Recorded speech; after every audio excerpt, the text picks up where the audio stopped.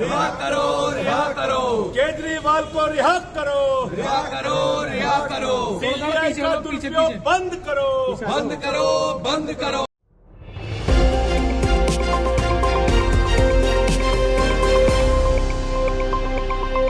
नमस्कार, India speaks loudly देख रहे हैं आप। मैं हूं आपके साथ प्रांशु राठौर।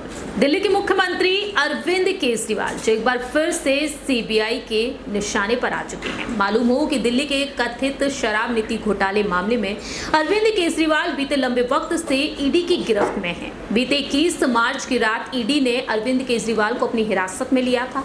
वहीं अरविंद केजरीवाल अब तक जेल से बाहर तक नहीं आ पाए हैं। आपको याद दिला दें कि लोकसभा चुनाव के लिए चुनावी प्रचार के लिए अरविंद केजरीवाल को अंतरिम जमानत दी गई थी सुप्रीम कोर्ट के आदेश के मुताबिक। लेकिन अब देखा जा रहा है कि अरविंद केजरीवाल कभी दिल्ली की राउज एवेन्यू कोर्ट की तरफ रुख करते हैं, कभी दिल्ली हाई कोर्ट की तरफ, तो कभी सुप्रीम कोर्ट की तरफ। लेकिन देखा गया है कि अरविंद केजरीवाल को राहत नहीं मिली है। आपको बताते चले कि बीते कल ही अरविंद केजरीवाल को सीबीआई की रिमांड में भेज दिया गया 3 दिनों तक, और 29 जून को अब अगली सुनवाई होगी। अरविंद केजरीवाल को दिल्ली की राउज एवेन्यू कोर्ट में पेश किया जाएगा, इस मामले पर फैसला सुनाया जाएगा। और इस बीच देखा जा रहा है कि पार्टी के तमाम दिग्गज नेता, सांसद मोर्चा खोल बैठे हैं। मोदी सरकार के खिलाफ तानाशाही नहीं चलेगी, ईडी सीबीआई का दुरुपयोग नहीं किया जाना चाहिए। आपको बताते चले कि अब अरविंद केजरीवाल की पार्टी से जो राज्यसभा में सांसद है संजय सिंह, वह डंके की चोट पर अपनी बात रखे हैं। तो आपको यहाँ पर एक रिपोर्ट दिखाते हैं कि किस तरह से संजय सिंह ने अपनी बात रखी है। बाकी के तमाम दिग्गज नेताओं के साथ वह मोर्चा खोले हुए हैं। और साथ ही साथ आपको बताते हैं कि महाराष्ट्र से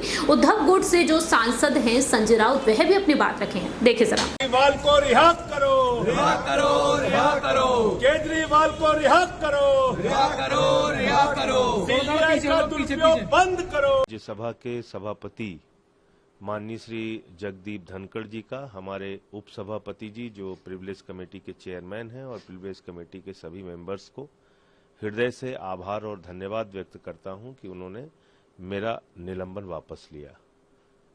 आज सदन की कार्रवाई राज्यसभा की भी शुरू होगी और महामहिम राष्ट्रपति जी का अभिभाषण है। आप सब लोग जानते हैं कि हमारे साथ क्या हो रहा है, दिल्ली के साथ क्या हो रहा है। दिल्ली में किस तरीके से एक निर्वाचित मुख्यमंत्री को जो प्रचंड बहुमत से जीत के आए, उनको जेल में रखा गया है। ईडी कोर्ट से उनको जमानत मिल गई तो नियम कानून को ताक पर रखकर केंद्र की बीजेपी सरकार के जो ईडी के लोग हैं वो हाई कोर्ट पहुंच गए, बगैर आदेश की कॉपी के स्टे ले लिया, जो भारतीय न्यायपालिका के इतिहास में कभी नहीं हुआ। और ठीक उसके पहले जब सुप्रीम कोर्ट की सुनवाई होनी थी, जब ईडी की कोर्ट की जमानत पर मोहर लगनी थी सुप्रीम कोर्ट की, उस वक्त सीबीआई पहुंचती है, एक झूठा मुकदमा तैयार करती है और केजरीवाल जी को गिरफ्तार कर लेती है। ये तानाशाही की इंतहा है, ये जुर्म की इंतहा है, ये अत्याचार की पराकाष्ठा है जो केंद्र की मोदी सरकार अरविंद केजरीवाल जी के साथ कर रही है। इसका अंत होगा और जनता ही इसका अंत करेगी। अभी 240 पे पहुंचे हैं, कल को 24 पे पहुंचेंगे और निश्चित रूप से ये जो तानाशाही है इसका तो अंत होगा। अब इसका समय आ गया है। राष्ट्रपति के अभिभाषण का निश्चित रूप से बहिष्कार करेंगे, क्योंकि ये महामहिम राष्ट्रपति जी का अपना खुद का वक्तव्य नहीं होता, बल्कि वो सरकार का वक्तव्य पढ़ती हैं। सरकार की जो लिखे हुए भाषण होते हैं उसको पढ़ती हैं। तो इसलिए हम लोग राष्ट्रपति के अभिभाषण का बहिष्कार करेंगे। जब राष्ट्रपति जी स्वयं कुछ अपनी तरफ से बोलेंगी, कहीं कोई उनका खुद का कार्यक्रम होगा, उसका बहिष्कार करने का प्रश्न नहीं है। उसमें तो हम लोग जरूर शामिल होंगे अगर आमंत्रण होगा तो। लेकिन अगर आज आप देखेंगे तो सरकार की ओर से बड़ी बड़ी बातें कही जाएंगी। लोकतंत्र की मजबूती का दावा किया जाएगा, संविधान की रक्षा का दावा किया जाएगा, तमाम झूठी बातें सरकार लिख कर देगी। और इसलिए जो केजरीवाल की गिरफ्तारी है उसके विरोध में हम लोग राष्ट्रपति के अभिभाषण का विरोध करेंगे, संसद परिसर में निश्चित रूप से करेंगे और अपनी आवाज भारत के तानाशाह को पहुंचाने का प्रयास करेंगे। 2 मुख्यमंत्रियों को आपने जेल में डाल रखा है। एक झारखंड के पूर्व मुख्यमंत्री हेमंत सोरेन जी जेल में है, दिल्ली के मुख्यमंत्री अरविंद केजरीवाल जी जेल में हैं, मनीष सिसोदिया जी जेल में हैं, सत्येंद्र जैन जी जेल में हैं। मैं तो पूछना चाहता हूं मोदी सरकार से, क्या अंत है आपकी इस तानाशाही का? क्या सीमा है आपकी तानाशाही की? कभी तो आप रुकेंगे, कभी तो आप थमेंगे नहीं। एक के बाद एक मुकदमे, एक के बाद एक झूठी कहानियां, एक के बाद एक अत्याचार।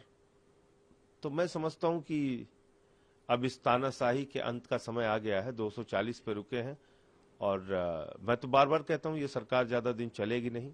आपने कल प्रेस कॉन्फ्रेंस में कहा था कि इंडिया ब्लॉक की पार्टी से बात करेंगे, इस पे समर्थन कई दलों से बातचीत हुई है, प्रोटेस्ट कर रहे हैं या बहिष्कार कर रहे हैं, उसे लेकर कोई बात कई दलों से बातचीत हुई है। सीपीएम, सीपीआई, टीएमसी, कांग्रेस के भी कुछ नेताओं से बातचीत हुई है और समाजवादी पार्टी के राष्ट्रीय अध्यक्ष जी कल खुद आए थे, उन्होंने इस केजरीवाल जी की गिरफ्तारी का विरोध किया है, उनसे भी बात हुई है। तो अलग अलग दलों से बातचीत हो रही है। आरजेडी के भी नेता से आज बात हुई है। तो हम लोग इसको मिलकर ये मामला उठाएंगे। झारखंड के पूर्व मुख्यमंत्री हेमंत सोरेन जी, दिल्ली के मुख्यमंत्री केजरीवाल जी और हमारे 2 अन्य साथी, और इसके साथ साथ बंगाल में जिस तरीके से सीबीआई और ईडी का दुरुपयोग हो रहा है, ये सारे मामले उठाए जाएंगे। एक अंतिम सवाल, समाजवाद के जो सिंबल लगा हुआ है संसद भवन में, उसे हटाकर उसकी जगह संविधान की प्रति लगाई जाए। संविधान की प्रति तो लगानी ही चाहिए। एक एक सदस्य को संविधान देश का दिखना चाहिए, जो बाबा साहब डॉक्टर भीमराव अंबेडकर जी ने देश के 144 करोड़ लोगों के लिए लिखा है, जो कश्मीर से कन्याकुमारी तक लागू होता है। तो ये कोई बुरा प्रस्ताव नहीं है, उसको संविधान की कॉपी लगाना चाहिए संसद के अंदर। हटा के संविधान लगाना चाहिए। हटाइए या ना हटाइए, संविधान की एक बड़ी प्रति लगाइए। और आपको पता ही था कि किस तरीके से ये धार्मिक परंपराओं के विरुद्ध भी ये लाके इन्होंने राजदंड लगाया था वहां पे। इनको दंड तो मिला, थोड़ी कमी रह गई और आगे दंड मिलेगा। सीबीआई ने अरेस्ट कर लिया और उनकी वाइफ का कहना है कि ये इमरजेंसी की सिचुएशन। जरूर मैं यही कहता हूं कि केजरीवाल जी को जिस प्रकार से फिर एक बार जमानत मिलने के बाद भी सीबीआई ने अरेस्ट किया, ये तो इमरजेंसी से ऊपर तानाशाही हो गई। और हम सब लोग संसद में इस बारे में सवाल पूछेंगे। आम आदमी पार्टी का कहना है कि आज वो राष्ट्रपति के अभिभाषण का बहिष्कार करेंगे। मैं उनकी भूमिका का स्वागत करता हूं। जिस तरह से तानाशाही चल रही है उसकी जिम्मेदार राष्ट्रपति महोदया भी है।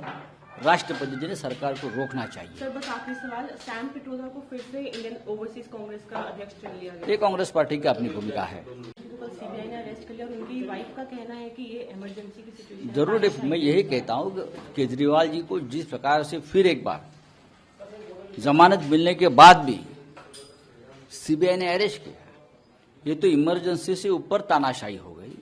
और हम सब लोग संसद में इस बारे में सवाल पूछेंगे। आम आदमी पार्टी का कहना है कि आज वो राष्ट्रपति के अभिभाषण का बहिष्कार करेंगे। मैं उनकी भूमिका का स्वागत करता हूं। जिस तरह से तानाशाही चल रही है उसकी जिम्मेदार राष्ट्रपति महोदया भी है। राष्ट्रपति जी ने सरकार को रोकना चाहिए। सर, बस आखिरी सवाल, सैम पिट्रोदा को फिर से इंडियन ओवरसीज कांग्रेस का अध्यक्ष चुन लिया गया। ये कांग्रेस पार्टी की अपनी भूमिका है। आपने सुना कि किस तरह से अरविंद केजरीवाल के लिए अब यहां पर मोर्चा खोलना एक बार फिर से शुरू हो चुका है। दूसरी ही तरफ जल संकट दिल्ली में गहराया हुआ है और इस जल संकट को मद्देनजर रखते हुए आतिशी मार्लेना सत्याग्रह करने बैठ जाती हैं और बीजेपी के खिलाफ वह आरोप लगाती हुई देखी जाती हैं। और ऐसे में देखा जाए तो अरविंद केजरीवाल जो एक बार फिर से सीबीआई की रिमांड में है, अब देखना यही होगा कि आखिरकार सुप्रीम कोर्ट, दिल्ली के राउज एवेन्यू कोर्ट से क्या अरविंद केजरीवाल को राहत मिल पाएगी, क्या वह जेल से रिहा हो पाएंगे या नहीं। फिलहाल हमारे इस खास प्रोग्राम में इतना ही। देश और दुनिया की तमाम खबरों के लिए आप देखते रहिए इंडिया स्पीक्स लाउडली। धन्यवाद।